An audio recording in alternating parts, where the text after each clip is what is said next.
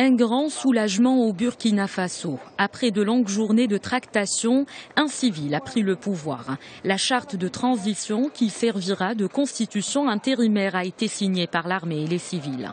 Michel Kafando, une figure de la diplomatie burkinabé, est désigné président de la transition. Une période qui ira jusqu'aux élections prévues en novembre 2015.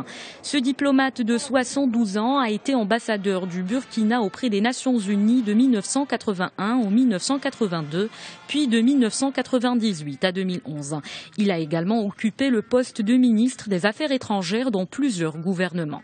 Aujourd'hui, il est appelé à remettre le Burkina sur la voie de la paix et de la stabilité. Le président de la transition occupe les fonctions de président du Faso et de chef de l'État. Il veille au respect de la Constitution et de la charte de la transition. Son mandat prend fin au terme de la transition après l'investiture du président issu de l'élection présidentielle. Après la chute de l'ex-président Blaise Compaoré au bout de 27 ans de règne, le lieutenant-colonel Isaac Zida a assuré l'intérim pour 2 semaines. C'est l'ultimatum lancé le 3 novembre par l'Union africaine et lui a demandé de valider ses institutions de transition et de choisir un président intérimaire. Une mission accomplie à temps. Nous mesurons toute la dimension et la portée de cet événement, aussi bien pour notre peuple que pour les autres peuples du continent, voire même au-delà. Beaucoup de Burkinabés craignaient le maintien au pouvoir d'Isaac Zida, ancien numéro 2 de la garde présidentielle. Sa démarche lui a permis de gagner en popularité. Le colonel Zida a voulu vraiment transmettre ce pouvoir aux civils.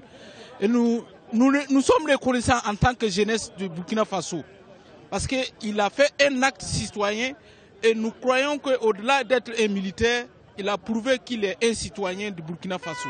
Et nous saluons cet acte et nous prenons acte, nous en tant que jeunesse du Burkina Faso, et nous voulons que ceux qui vont gérer la transition soient dans la transparence possible pour le bien de ce pays. Aujourd'hui, le Burkina fait face à des défis de taille.